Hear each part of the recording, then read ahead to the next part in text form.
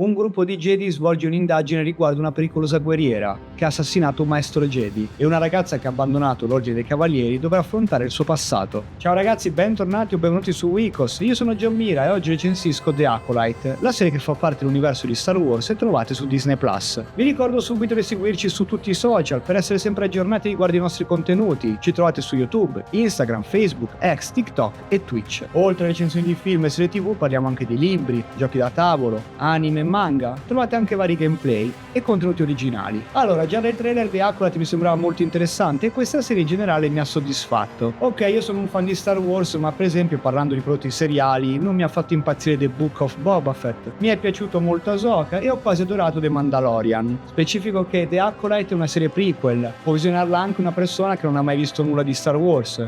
Certo, se lo godrà di meno su alcuni fronti, ma magari si potrà appassionare e recuperare le altre vicende di questa galassia lontana lontana. Si parte con il botto, un duello, e nello scontro c'è Carrie-Anne Moss, Trinity di Matrix, c'è yeah! Poi man mano ci vengono mostrati i vari personaggi e parte l'indagine. Per toccare l'apice a metà della serie, la puntata centrale è esplosiva, c'è spettacolo e colpi di scena, e non dico affatto che gli episodi successivi sono piatti.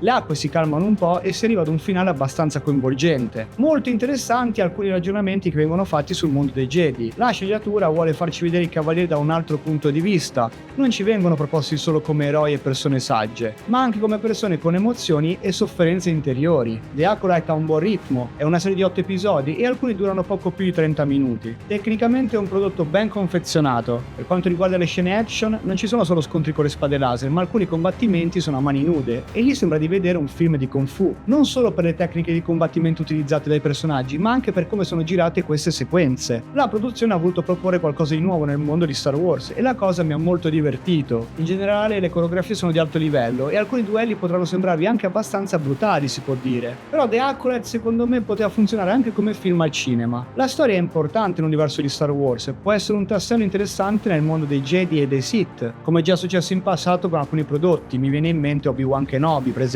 Anche quello poteva essere un film, poi perché era un grande ritorno, Ewan McGregor, e anche lì si raccontava una storia interessante. Parlo di una serie non priva di difetti, ma il conflitto con Darth Vader, dai, la regia ha alti e bassi per me, ovvero in alcuni momenti è abbastanza classica e in altri sembra avere una marcia in più. Altra cosa discutibile sono i comportamenti di alcuni personaggi, da circa metà della vicenda, diciamo. Non posso entrare nel dettaglio perché farei spoiler, ma in un paio di punti ho fatto ho visto questi comportamenti come delle forzature. Comunque, volendo rendere questa serie un tassello di una saga, ci sono alcuni collegamenti ai film di Star Wars. Parlo di luoghi, leggende che venivano narrate e anche basta, non posso dire altro, scusate. Del cast sottolineo le buone prove di Mania Zinto, Lin Jianje e Rebecca Anderson. Amanda Stenberg invece alti e bassi. Voto 8. Gli ultimi episodi pongono delle basi per il futuro, infatti alcuni quesiti non hanno risposta e voglio continuare questa storia. Io sono Gianmira, che la forza sia con voi e ci vediamo qui su Wikos.